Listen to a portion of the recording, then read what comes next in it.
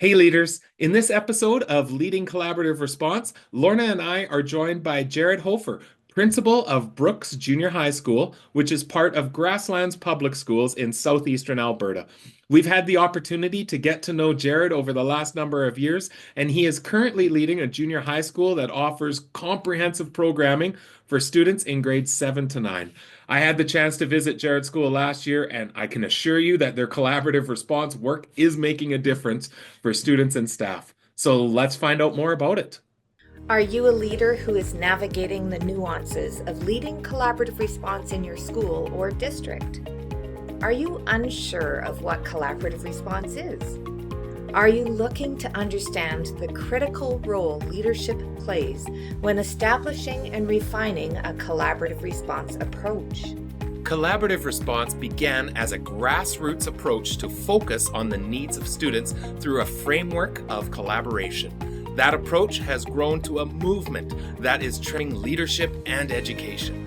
Through the Leading Collaborative Response podcast, Kurtis and I share our own experiences of leading collaborative response and lessons learned as we continue to learn and gain insight through the experiences of working alongside others. We also have the opportunity to engage in conversations with school and divisional leaders implementing the framework in their own organizations. We know great leaders build great teams because that is what every child deserves. Subscribe to the Leading Collaborative Response podcast and join the thousands of schools seeing success for students through intentional and focused collaborative efforts. Welcome to another episode of Leading Collaborative Response. As always, I'm Kurtis Hewson, co-founder and lead learner of Jigsaw Learning. And I'm Lorna Hewson. Today, we're so excited to have a chance to engage with Jaret Hofer, principal of Brooks Junior High School. Great to see you again, Jaret. Oh, thanks for having us, guys. I'm really excited to be here. Whenever you have a chance to share what you're doing, I think that that's really a strength of education, being able to collaborate and share. And this is just going to be an excellent opportunity. I've really enjoyed this journey and working with you folks. Oh, that's so excellent. And we're so excited about the work that you are doing in your school. Mm-hmm. Can you tell us a little bit more about you and your past as an educator? Okay. Well, a little bit of gray in here. You can see maybe I've been doing this for a few years. I'm on year 27 of my journey. It doesn't feel like that. Sometimes I still feel like I just started yesterday, but I had the privilege of kind of starting my career as a phys ed teacher in the Calgary Board of Education.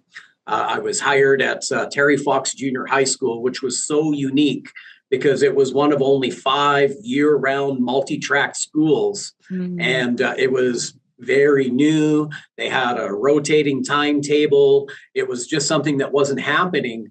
And I really draw upon those experiences from my first 2 years when we're looking at timetabling. Yeah, so I've been in Terry Fox too. Very, very diverse community as well, which might have been a great precursor for the diversity you have now in Brooks.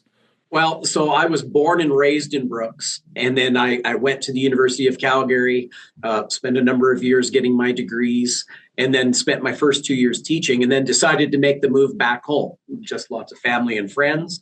And when I first came back to Brooks in 1999, we weren't a very diverse community.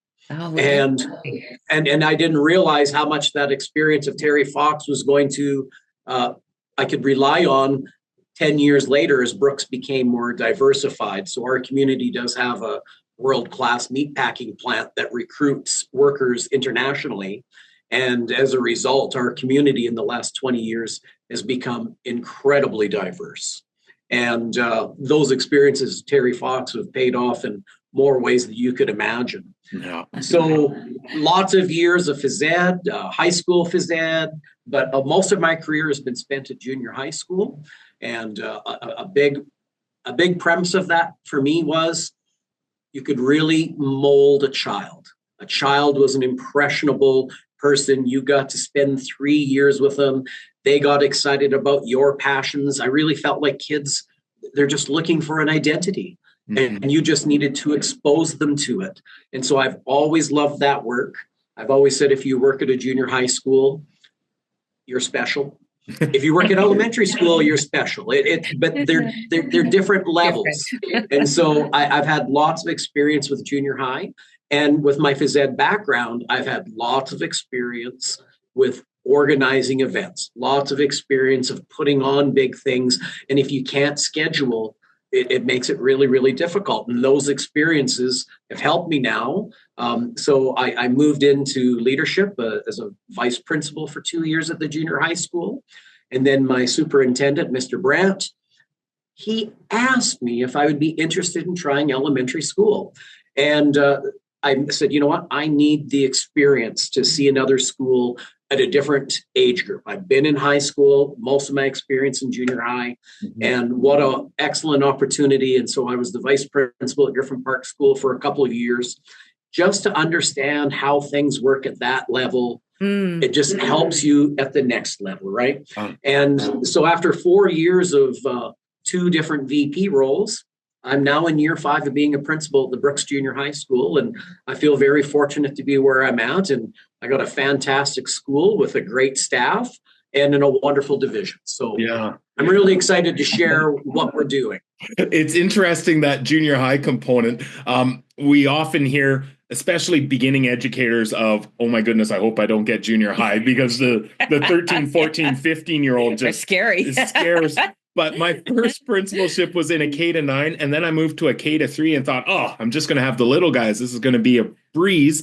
But I found out I missed the junior high students incredibly. The sarcasm that they could get, the relationships, the fun you could have with them, the unpredictability sometimes of day to day. But yeah, there was just a fire that was in that group of kids that I missed immensely. There's an energy. Yeah. And what I always tell people is it keeps me young. I still love it. I coach football, I coach basketball, and you just get to do those things, and the relationships that you start to form.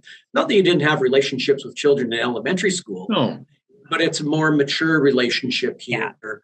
And you can use sarcasm and have a little bit of fun. And so I'm definitely in the right place. Awesome. Oh, that's so good. Well, Jaret, tell us a little bit more about the demographics of Brooks Junior High. What the situation, anything around student population, understanding a bit more about the junior. It's such a unique school. We have so many researchers coming from different universities because we have the demographic that looks like an inner city school population.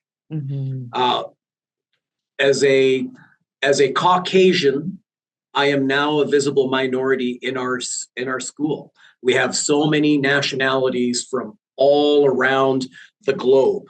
And at the same time, while I say we have a demographic that looks like inner city school, we also have a traditional population in Brooks that is very affluent, that economically have access to funds that half of my kids, their families just could never dream of. And so, you may end up in a school where, you have this hard demographic because of where it's located in a big city, and all the students come from that background. In our school, it's not like that. We really do have these different tiers of socioeconomic status. But what I want to tell you, what's truly beautiful is when they come to the school, they're all kids, and they still see each other as kids. And there isn't comparisons, and there isn't judgments. We offer a free lunch program. We have lots of students who access that. And our students in junior high also have the ability to leave off campus. And I have a good population of my kids. Their parents, it's really simple to give them a $10 bill and they go to KFC and get food. But there's no judgment on it. And I really attribute that to the respect and the understanding that we teach our kids, and understanding that we are still all people. And so it is a unique demographic. I can tell you our school, we're usually around that 550 students. Yeah. We would have an ESL, a funded ESL population of about 30%. And then when you look at the number of kids who have been in Canada and they've already done their 5 years of ESL training and they're in the mainstream. To me, they're still ESL students. And so it's a big melting pot. As I said before, many different ethnicities, many different religions, and how do we honor and meet people where they're at? I look at our school division, we're probably one of the only school divisions I know that tries to schedule one of their PD days on Eid, because we know we're going to have close to half of our population of Muslim kids miss school to celebrate that. Mm-hmm. Yet at the same time, we still also have a very traditional calendar where we take Easter holidays, not a spring break. It always revolves around Easter is. And so when I look at that melting pot and the understanding of we all may come from different places, but when you enter this school, there's some things that are non-negotiables. And we call them our core values. We got to be mutually respectful. We need to show our responsibilities. We need to be honest. And a big one at a junior high school is, how do I teach kids to show self-control? Because we all know that frontal cortex is still growing and developing, and we got to teach them how to buy time to have self-control. Yeah. Because when you have a demographic that's as broad as ours and as many languages, there's one language that still speaks true. When you're frustrated and you can't verbally talk to somebody, physical talk still rules. It doesn't matter where you come from. So you have to teach those things. Yeah. And I'm really excited in how we do that. All right. So, Jaret, I want to jump into then how you've structured the different team elements within your building. And when I was in your building, I thought it was really remarkable that so in Grasslands Public Schools, you've moved to a divisional calendar with early out Fridays, and your superintendent has talked about how that's created equity within the school division of every teacher has opportunities to collaborate and engage on a regular basis. It's awesome, but you haven't strictly relied on the divisional calendar to provide opportunities for teams to come together. And the day I was there, it was multifaceted and complex of who is meeting when, how they line up, how does that arrive to our Fridays. So I'm going to give you the ambitious task of trying to describe for those listening and viewing how that is structured, timetabled, not just from a Monday to Thursday perspective, but then how the Fridays are utilized as well.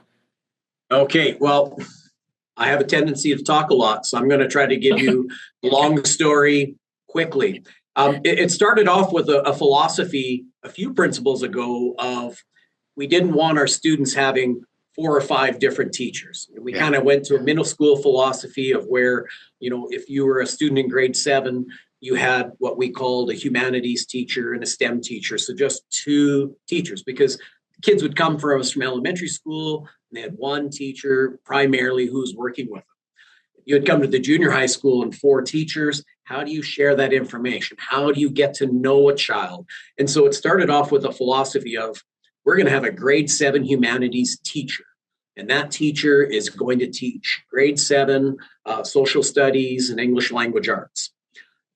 And we stuck with that philosophy as much as we could throughout the grades. And as an administrator, there's some real advantages to that because it allows a teacher to have to only prepare for a few subjects and then become experts at that, which then frees them up to pay attention to the other things.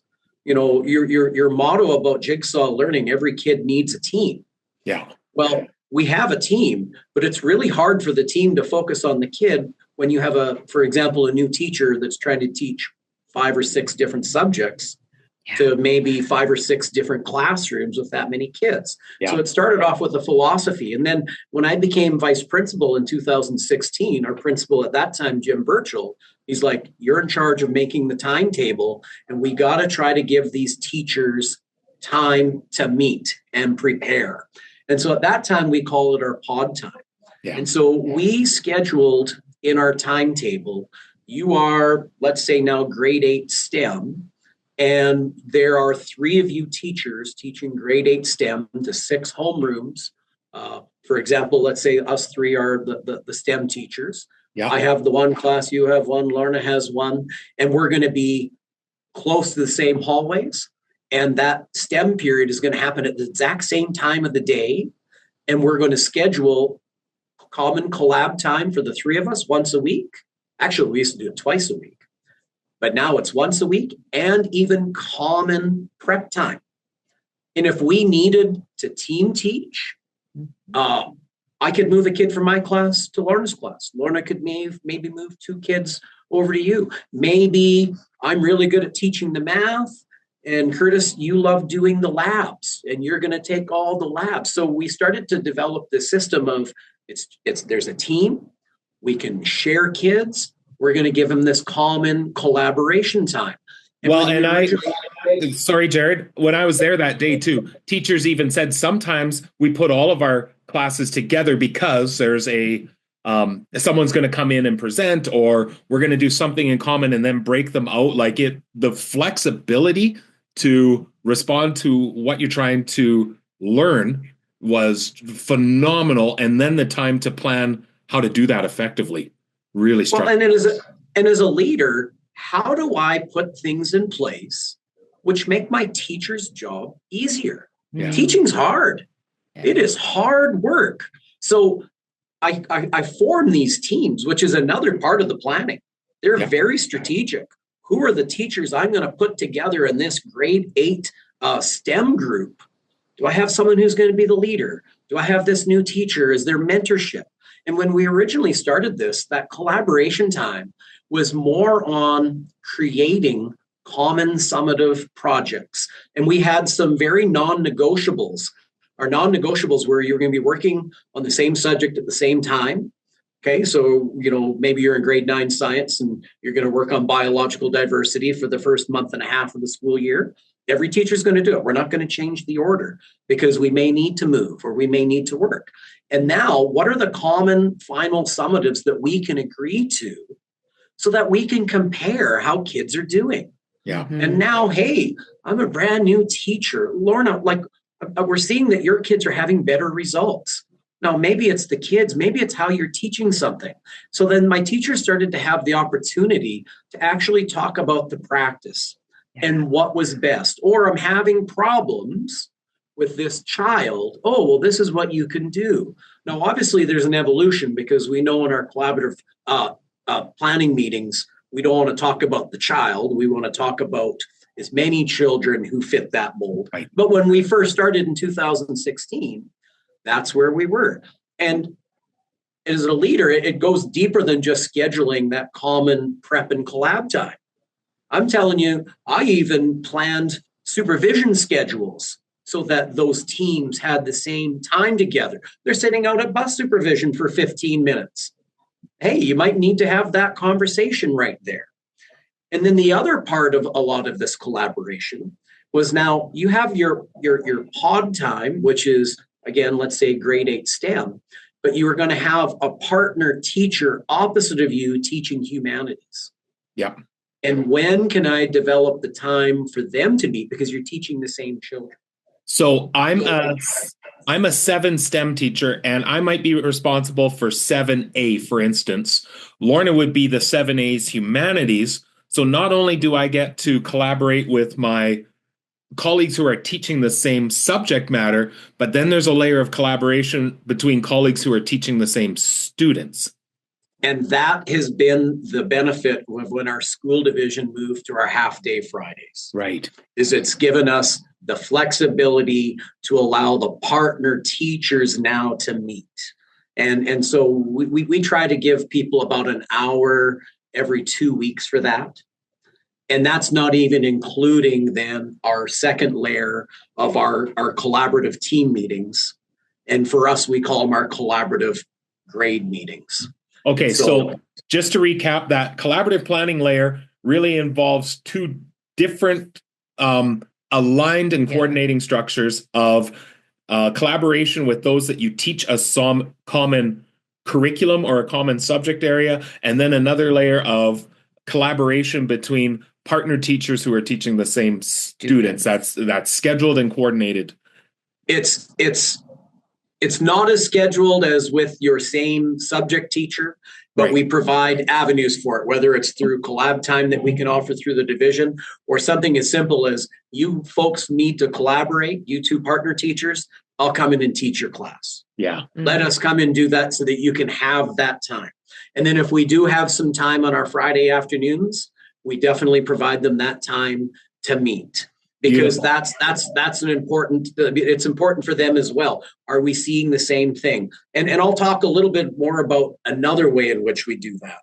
So when our school division moved to start working with Jigsaw Learning, it was perfect timing for the Brooks Junior High School, because we had this collaborative planning time in place, but it was getting quite stagnant. I mean, they had their stuff planned. Yeah. They knew what they were doing. They were aligned. The evolution of, okay, we have the materials and we're supporting teachers to, now we're using that time to support students and the issues that we're seeing common.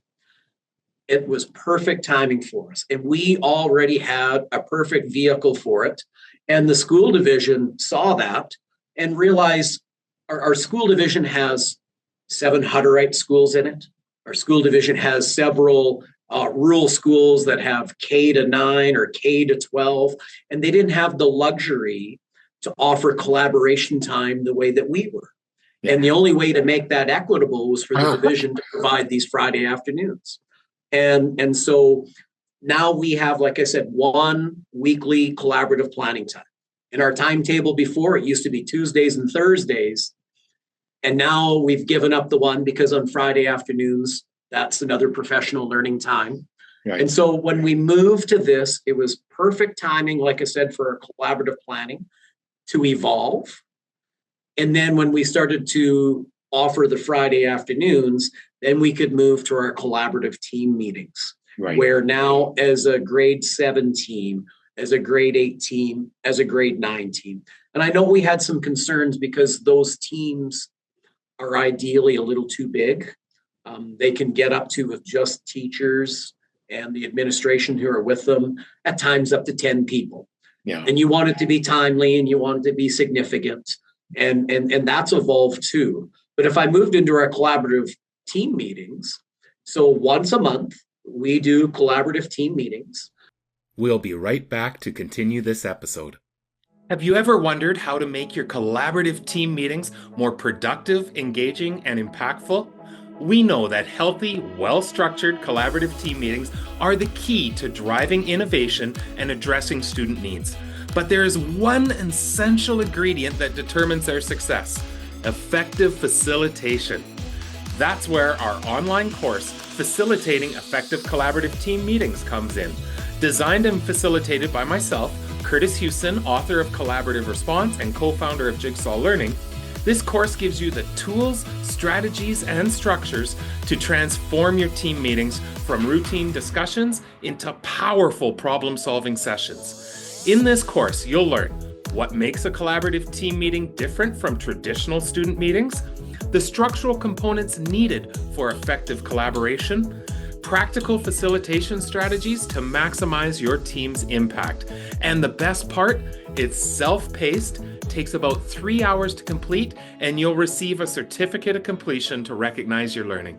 Consider enrolling yourself or members of your team responsible for facilitating collaborative team meetings. If you're ready to lead collaborative meetings that actually drive change, enroll now.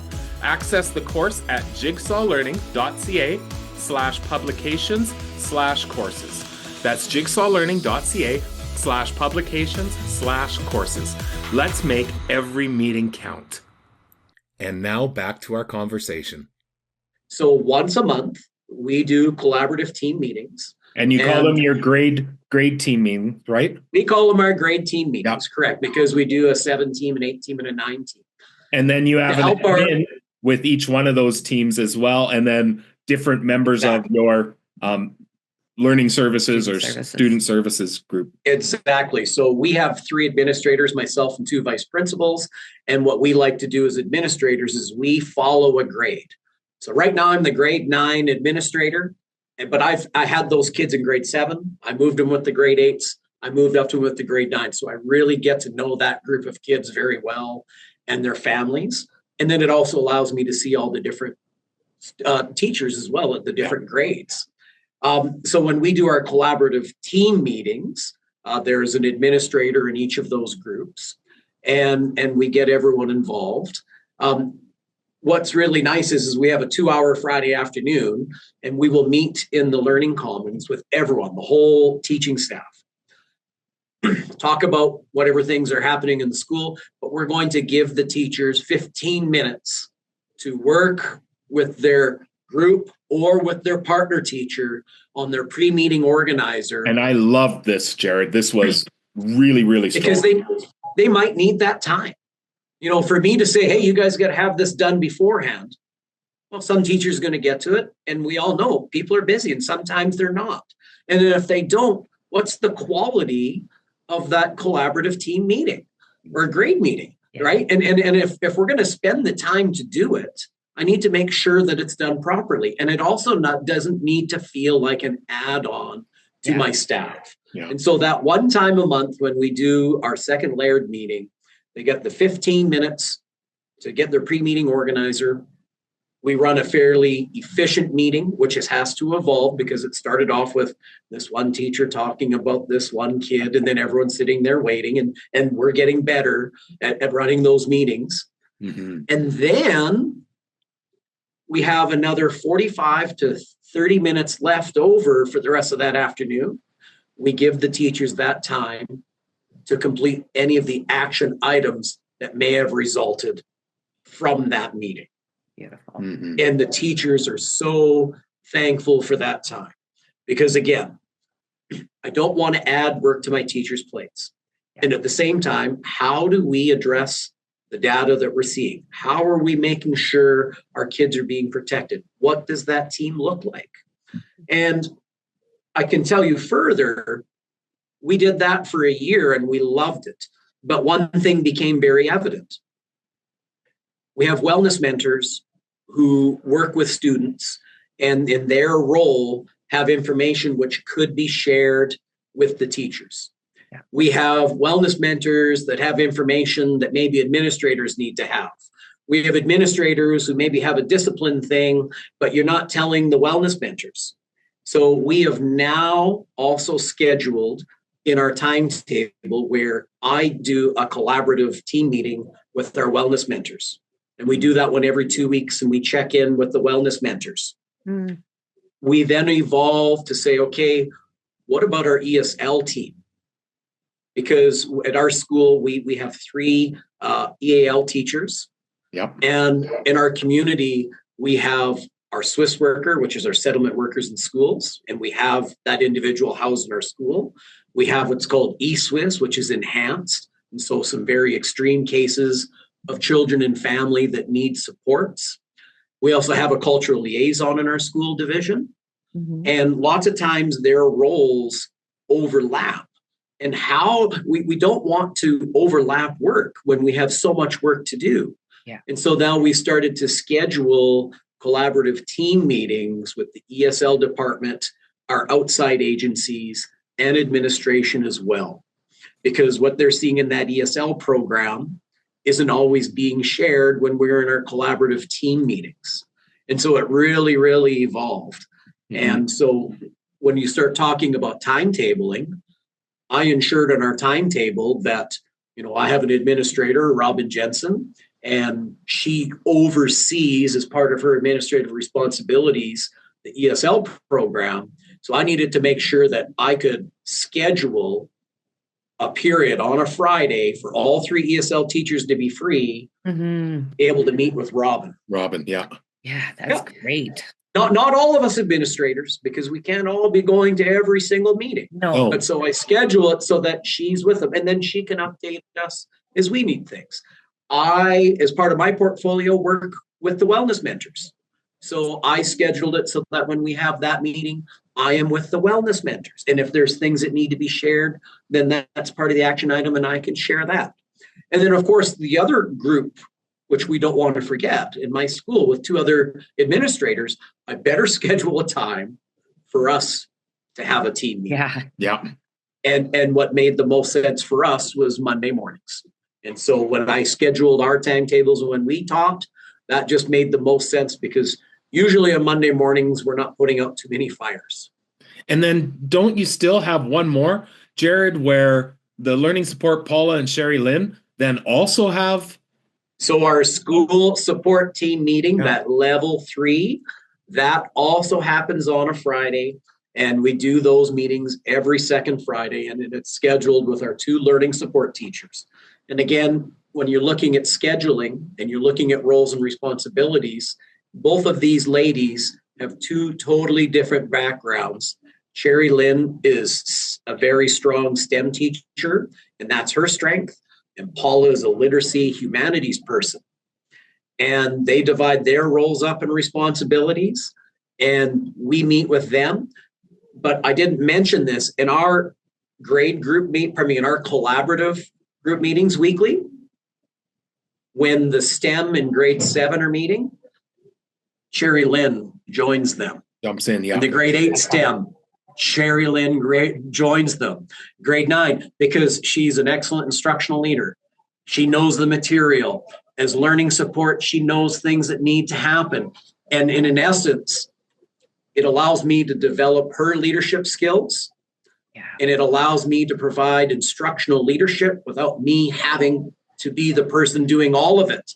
Yeah. Mm-hmm. And same thing in humanities. Now Paula joins that, and it's all deliberate. It's all intentional. And it just provides those people with the support to help their practice, to help kids, to share the information of what we need to know with the kids. Mm-hmm. And as part of the learning support, they're really responsible for the maintaining and the sharing of our data wall.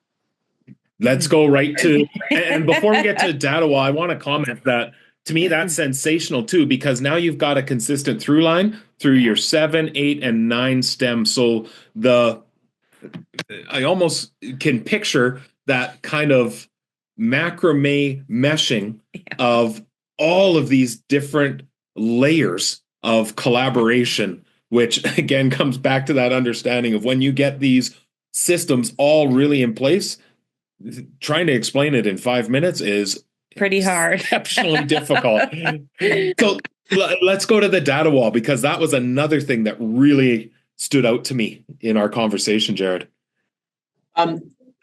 Whenever we have these presentations and there's a nice data wall that's presented, everyone's like, oh, that would be so amazing to have it. Everyone loves that. Everyone wants that. But creating a data wall requires some work. Yeah. Not some, it requires a lot of work. And so what was really important to us was I didn't want my teachers having to recreate a lot of work. And so we've been having a lot of communication with the division, because there are obviously lots of screens that Alberta Education is wanting. Yeah. And the school division wants it stored here. And then how are you using that data? And we want it here. So we've been working really closely with the school division so that people aren't having to enter in data twice. Yeah. And so that's been something. We still have some where it is, but we're working towards once. The next thing is who's going to enter the data and when are they going to enter that data? Mm-hmm. And so making sure that we provide time for staff members to do that has been vitally important.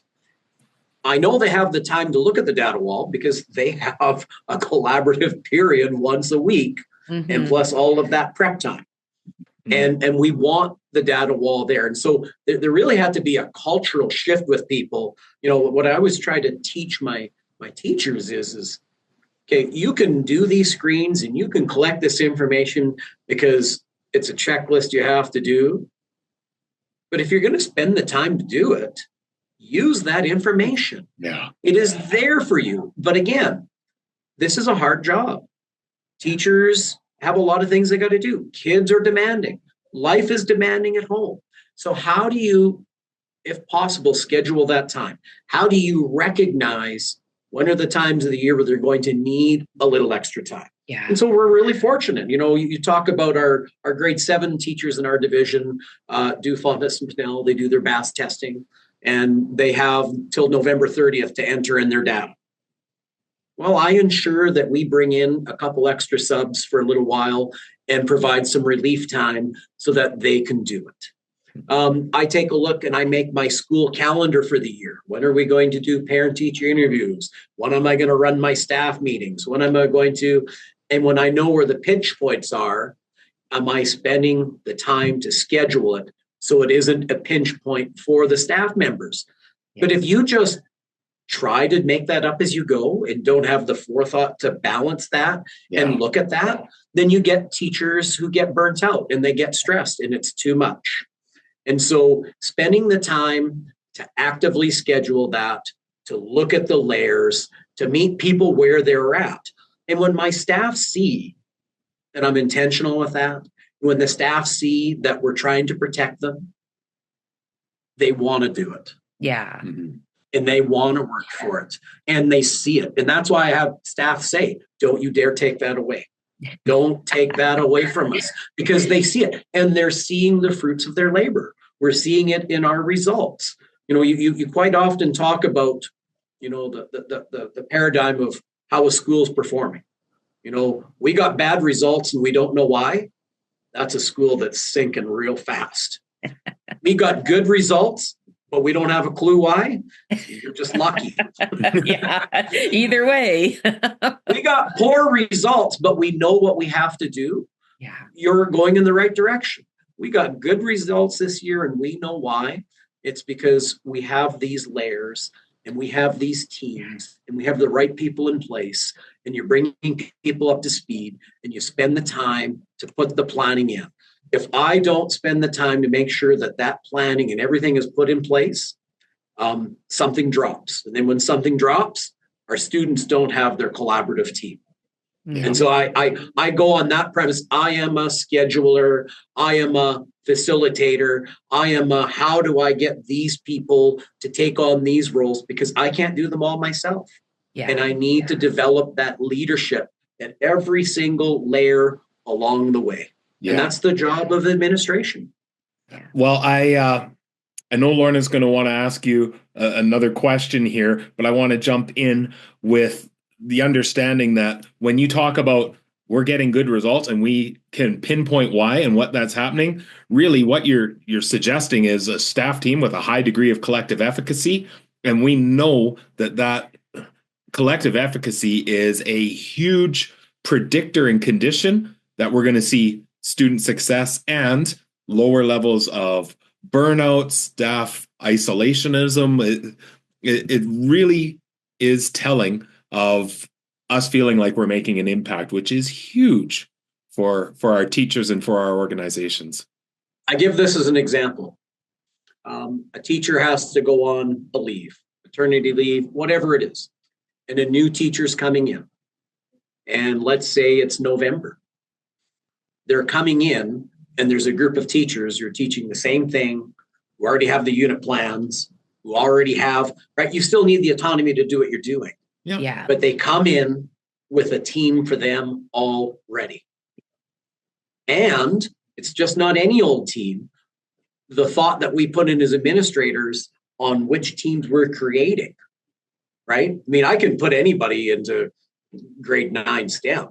Are they the right 3 people? Right? Mm-hmm. This teacher is going to need this support. I need to pair them up with that person. Yeah. Also, they're partner teachers. How do they complement one another? How do they work together? I always say, think of the student. If I'm a student and I go to 4 different teachers' classrooms, and every teacher has varying degrees of how they enforce what they want to enforce in a classroom and expectations. That's really complicated for kids. Yeah. Now think about different teachers and different expectations and add an ESL student with a language barrier. Yeah. That's even more complicated. When we have people come into our building, we have a built-in support system to bring that collective efficacy up right away, with also an expectation of, hey, new person, you're also part of this team. And we want to hear from you too, because we have lots to learn from you as well. Yeah. And it's the culture of the school to support, to collaborate, to share. And it's just one of those non-negotiables that we do at our school. And when it becomes part of that culture of what you do, it just brings up the efficacy for everyone. And so it's very deliberate. When we have someone new who's coming in for what, because every school has that, they are supported immediately. Yeah, I love that idea. And I just keeps running over in my head over and over that intentionality and consistency that you have built across your whole school, thinking about all of those intricate parts that you're trying to connect. One of those, Jaret, is you've already talked about teacher teams creating common units and creating common assessments, and really thinking about what is the intentional practices that we know are successful in our school. And of course, that comes into play in our continuum of supports. So I'd love to be able to hear, and I'm sure you've got lots to say about this part too. We'll be right back to continue this episode.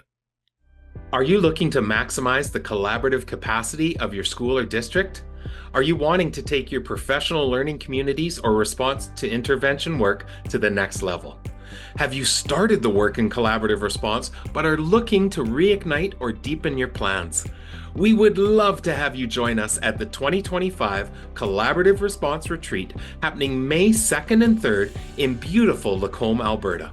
Over the 2 days, we have an intentionally designed program of breakout sessions and sharing, along with supported team planning time to ensure that you walk away with a plan for introducing or strengthening collaborative response in your organization for the upcoming year.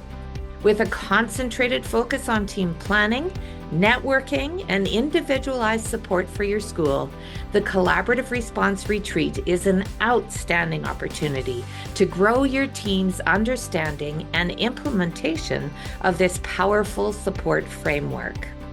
We are also planning some fun time so you can relax and enjoy activities as a team in our historic community of Lacombe in central Alberta. In addition, participants will gain access to an extensive repository of online resources to deepen their understanding and support ongoing implementation. Plan to join a growing network of educators dedicated to responding to the diverse needs of their learners. We've capped our attendance at 140 participants, so make sure to register early to secure your team spot. We're looking forward to seeing you in Lacombe in May. And now back to our conversation. So our continuum of supports, obviously we've had a change in terminology. Prior to working with you folks, all of our schools had pyramids of intervention. Yeah. And that change in language into, okay, how are we going to support people with our tier 1 universal supports? And now you can make all sorts of great pyramids of support.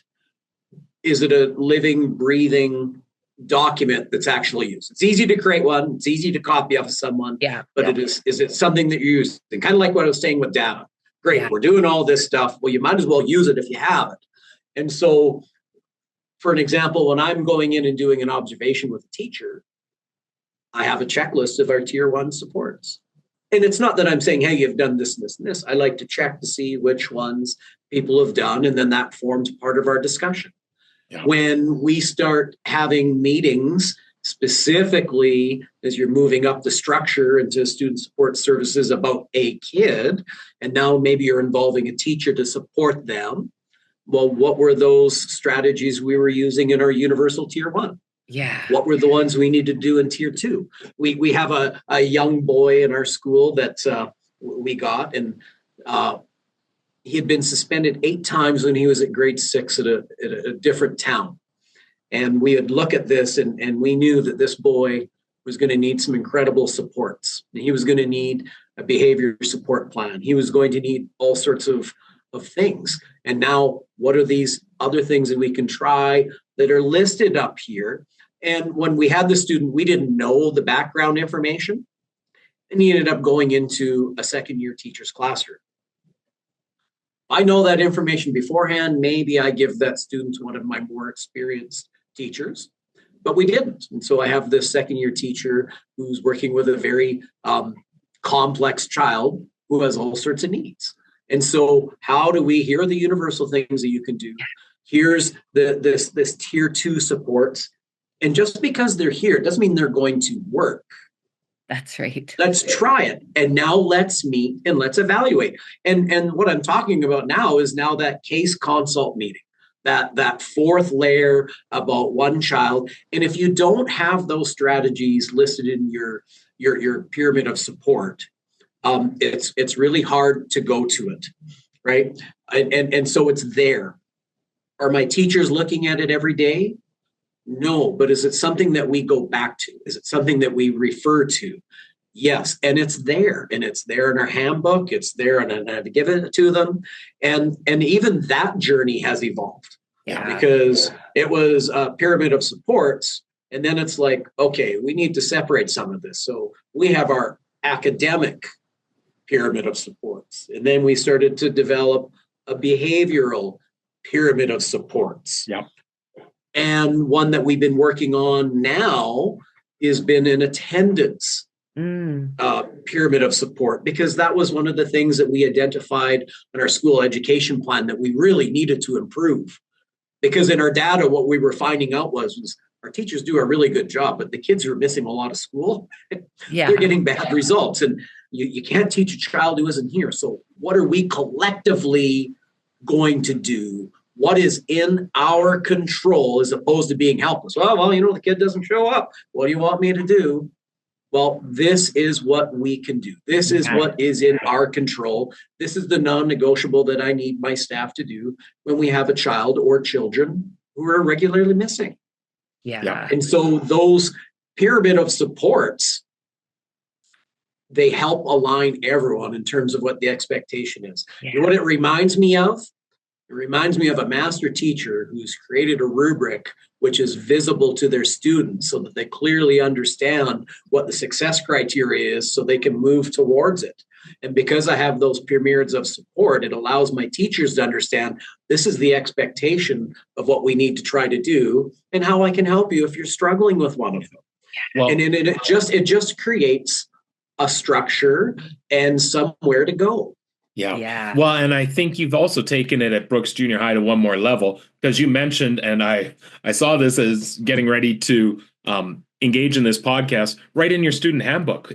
Here's our academic continuum. These are the things that we will do in the school to help support you in your learning and support your child in their learning. And here's our behavior one. Like it provides just a sensational amount of clarity regarding, but what can we do to help support? Well, and it acts as an assurance for teachers, knowing that those tiers of support are in place for families, for parents, and for students too, especially at a junior high level. The one thing that's really interesting is, we're a small city, but lots of times we still say we're a town. And there's a few of us like myself who've been in this building for 20 years. And you can see, I was born and raised in Brooks. I went to this school, and there's always that unwritten history or what we do. And what we were finding out is as new staff continued to come, they didn't always know what those rules were. They didn't understand what that history, what the culture is, and so going on this journey and creating these things took those unwritten rules and put them in a spot. Now, you get a new teacher who comes to your school, it's overwhelming. But because you have it and it's located in a spot which is accessible, when they need to find it, you can point them to it. Mm-hmm. Because everyone's going to be somewhere different in their journey. Right. And as administrators, I know that. They're going to be somewhere different, and that's part of reflection. That's part of growth. But if I don't have things put in place, then I'm not doing my job for when that teacher is ready for that next step. Yeah. And if the teacher isn't taking that next step, they're not taking that next step with their students. Yeah. And so you have to, I'm such a big proponent on the structures that you put in place to make life easier for your teachers, but also for your students. Yeah. If I went back to that whole timetable thing, My timetable is also like this. Let's say you're in grade 8. Period 1, Monday to Thursday, you have social studies. Period 2, right across the board, math. Period 3, every grade 8 kid has options. Period 4, and it's the same, Monday, Tuesday, Wednesday, Thursday. Again, think of how many ESL students I have. Mm-hmm. And if they got one of these timetables that is everywhere, Monday, Tuesday, or you come back after a long weekend and you got kids who are late, that is intentional planning to support those students. And you know what? That tier 1 universal common support visual, which is good for ESL kids, they're good for all junior high kids. Yeah. They all have a hard time organizing and keeping things straight.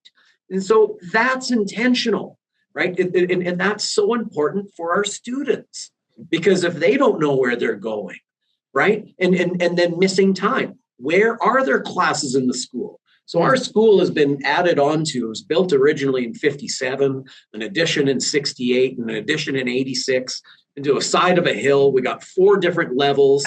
We got dead ends here, there. Like, I even have parents who went to this school and they come back and they're like, I'm lost, right? and so timetabling where your class is, where your partner teacher's class is. Yeah. I have one grade 9 class where my 2 partner teachers are right across the hallway. And I was specific in terms of when we made the classrooms that the students who needed fewer teachers and the students who needed the least distance to go to a class so they didn't get lost or they were late. Yeah. Hey, you're right across the hallway, because these students needed that. Now, I have one class, unfortunately, in grade 9, which is way down in what I call a grade 8 wing, just because we needed a space. That teacher has some students who I know can handle that responsibility. Yeah. And it was intentional with where I was putting the kids so that they too have support. You got to support the teachers. You got to support the students. You need to have the structures put in place to do it. That's so excellent. Jaret, we are just coming to the end. We've got a couple of questions that we want to ask you as we wrap up our time together. But this one is a statement, and I'd love for you to finish this statement. As a result of collaborative response, we have seen intentionality with the time that we have to work with students. It's become intentional. Yeah, they're not just accidental, it's intentional. Yeah, and we always finish off the podcast for Lorna and I to reflect on key learnings. I have intentional written twice in my notes, and I've underlined it 3 times. Yeah. Well, good. I'm glad. And I mean, and again, that theme as an administrator, how do I structure and protect my teachers so that they can do the work? There isn't a teacher out there who comes in the profession and says, oh, I want to do a bad job. No. There isn't a teacher that comes out there and says, hey, I don't want to support this child. But the job can be overwhelming, and it can be very, very demanding. And so the collaborative response model is fantastic for kids. And when structured properly, it is fantastic for your teachers. Yeah. And the last thing, as an administrator, it allows me to see what's happening in the school without having to be everywhere at one time, because you have to let go of that responsibility. I quite often say, as an administrator, the more I try to control, the less control I have. Yeah. Here's my philosophy. Here are my people who I think can do it. Go, how do I support you? And I've been very excited with this structure that we have, using these multiple layers of team meetings. Absolutely. All right. Last thing, and this is a bit of a reflection question for you. In the spirit of, if you knew then what you know now, what advice would you give your past self in relation to the collaborative response work? Wow, that's a great question. I think some of the biggest advice that I would give myself back then, let's turn back the clock to 1997. Yeah. There was a lot of closed doors. Yeah. There wasn't always a willing. I worked hard for this resource. And, to be able to go back to that time frame and say, when you work together and collectively, it not only helps you individually, but it helps your students. And I can remember being a young phys ed teacher at Terry Fox Junior High School, and I wasn't the best team player, right? I was so concerned about my class, my kids, not the kids, the school, the phys ed department. Yeah. Excellent. All right, Jared, this has been fantastic. And we definitely want to reinforce that if people want to learn more, we're obviously going to share some of the resources that we've seen from your school before, but you're also going to be having a chance to share at our collaborative response retreat in May. We're excited to have you there, Jared. Yeah, I'm excited and nervous too. I saw your guys' list of first class candidates coming. Like, I'm going to have to step up my game. It will be wonderful. Yeah, you're right. It's all good. I'm excited to share. Yeah. So, Jared, if people wanted to get a hold of you and just be able to learn a little bit more, is email probably the best way to connect? Email is an excellent way to get a hold of me. Absolutely. And then when I email people back, I'm one of those crazy administrators. My cell phone number's on all my emails. But that doesn't mean I answer my phone all the time. But I will eventually get back to people. But yes, by all means, if anyone had any questions or wanted to talk, I can tell both of you. One of my professional growth plans this year was increasing my ability to network with other administrators. Nice. As many of us know, sometimes administration can be a lonely position. Yes. And the more opportunities you have to talk with other people in those positions and the ideas, because a lot of the things that I've shared, they're not my ideas. You take the best that you like from this one and the best from there, and you make it work. Right. And so if people wanted to hear some of the things that I do, I'd love to share that. And I want to hear some of the things that they do, because like I said, I wasn't the creator of all this. It's been picking and choosing and reusing and modifying. So would love to talk with anyone. We often say the best leaders, and I would go the best teachers, are curators. Yeah. They're curating. Capturing ideas from everyone. Well, that was a wonderful invitation, Jared. Thank you so much for offering that. And I'm sure that you'll have people reaching out to you. Yeah, with that, Jared, thanks so much for joining us today for a conversation, and look forward to future engagements as well, my friend. Sounds good, you guys. Take care. Take care.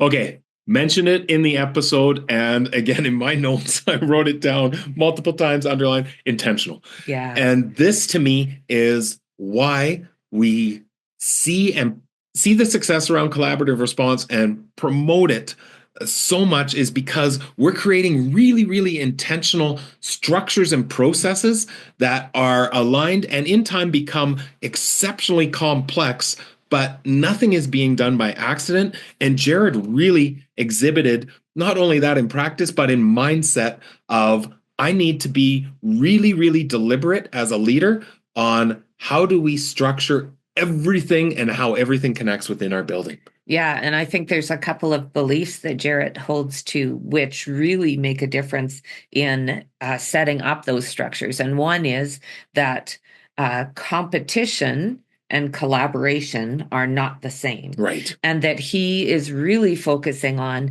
how do I make the best use of collaboration between teachers? You heard him talking about this teacher with this teacher, and is that the best fit? And really thinking deeply about, how do we make the best circumstances for effective collaboration? His other belief is that his role as leader in that building is to ensure we provide the best supports for students and the best supports for staff, for teachers, knowing that that role is very difficult, and knowing that structures and processes can be a great support to teachers. 100%. And this has been something I've been reflecting on lately, the idea that great leaders don't solve problems. Yeah. Great leaders create systems to solve problems. And that doesn't mean that you're shirking responsibility or any way. What it is like he said, in his building, he can't attend every meeting. He can't solve every problem, nor does he want to.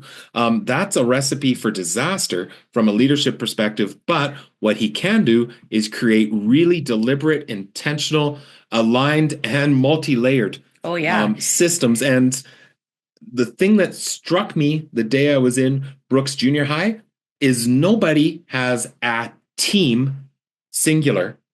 They're involved in teams. No, not one. Yeah, that's right. And this is where that layering happens. And I think we see this sometimes in schools where they get to a place of, we're collaborating really well. I have my grade level team and I'm working with that group. Or I have my department team and I'm working with that group. We want in time with collaborative response that no one's a member of a team. You're involved in several, and each one has a different purpose, a different focus, because you're creating a rich network of connection, collaboration, and response across your school. Yeah. And on top of that, like we propose that those 4 layers of team are essential in every school. Yeah.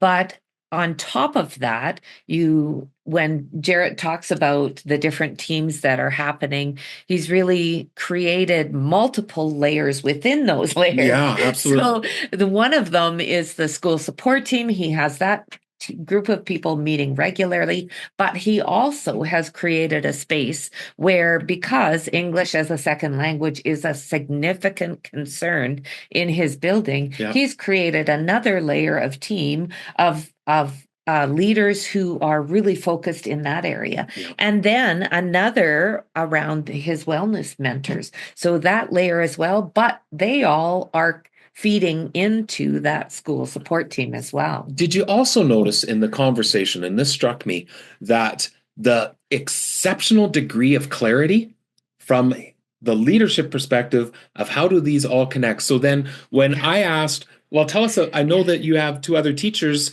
your school support team, he intentionally went to, well, yes, that's our 3rd layer to be able to put in. And then he mentioned at another point, we also then have our 4th level of case consults at time. Like, he's very clear and concise on how all of these different teams and meeting structures and things that have been scheduled, how they align with the levels of support, the tiers of support within their continuum. His languaging is explicit in that too. Yeah, 100%. So going back again, wrapping right back around to that intentionality of all of those pieces.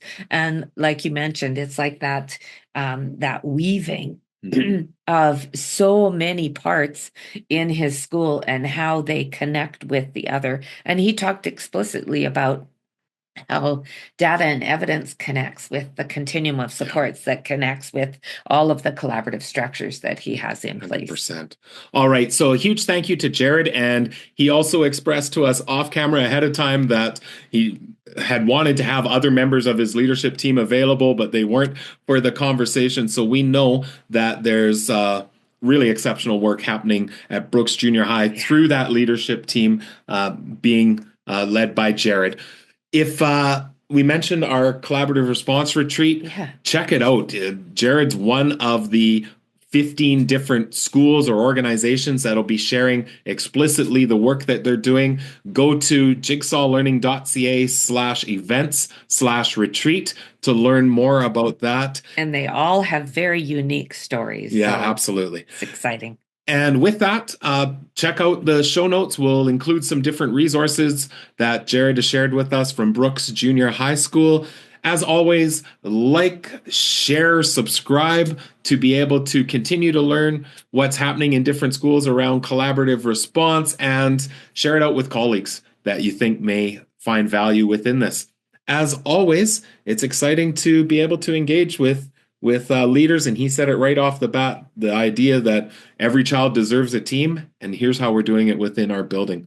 So with that, wishing you all the best until we're able to connect in a future episode. See you soon. For more on collaborative response, visit jigsawlearning.ca or join the JL Insider to receive access to newly added resources and content, Make sure to follow us on social media. Subscribe to the podcast and the Jigsaw Learning YouTube channel to access past and upcoming episodes. Join us again to continue to build your own capacity and leading collaborative response in your context.